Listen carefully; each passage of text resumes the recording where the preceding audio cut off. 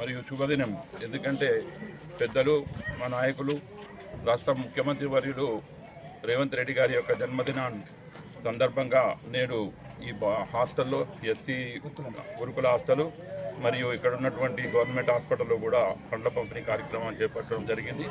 ఈ కార్యక్రమానికి విచ్చేసినటువంటి ఎడపల్లి మండల నాయకులకు, కార్యకర్తలకు నా యొక్క హృదయపూర్వక ధన్యవాదాలు తెలియజేసుకుంటూ, మా ప్రభుత్వం వచ్చి 2 సంవత్సరాల కాలమైంది.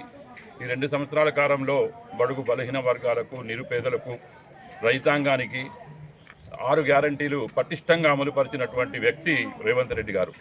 రేవంత్ రెడ్డి గారు లేని కాంగ్రెస్ పార్టీని మేము ఊహించుకునే పరిస్థితి లేదు. రేవంత్ రెడ్డి గారు అంటేనే కాంగ్రెస్ పార్టీ, కాంగ్రెస్ పార్టీ అంటేనే రేవంత్ రెడ్డి అనే విధంగా ప్రభుత్వం నడుస్తూ ఉంది.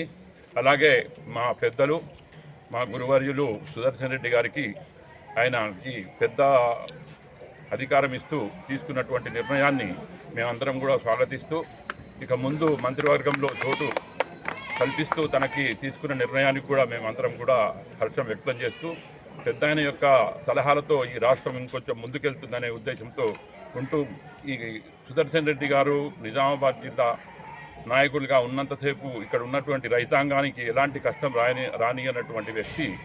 ఆయన వచ్చిన తర్వాత, ఈ ప్రభుత్వం వచ్చిన తర్వాత కూడా మీరు చూస్తూనే ఉన్నారు, ఇది 4వ పంట మద్దతు ధర 2380 రూపాయల మద్దతు ధరతో పాటు మద్దతు ధర పడినటువంటి 4 రోజుల్లోనే 500 రూపాయలు బోనస్ ఇచ్చినటువంటి ఘనత రేవంత్ రెడ్డి గారి ప్రభుత్వం అని తెలియజేసుకుంటూ, మాకు ఈ అవకాశం ఇచ్చినటువంటి మా నాయకులకు, పాత్రికేయ మిత్రులకు నా యొక్క హృదయపూర్వక ధన్యవాదాలు. రేవంత్ రెడ్డి గారి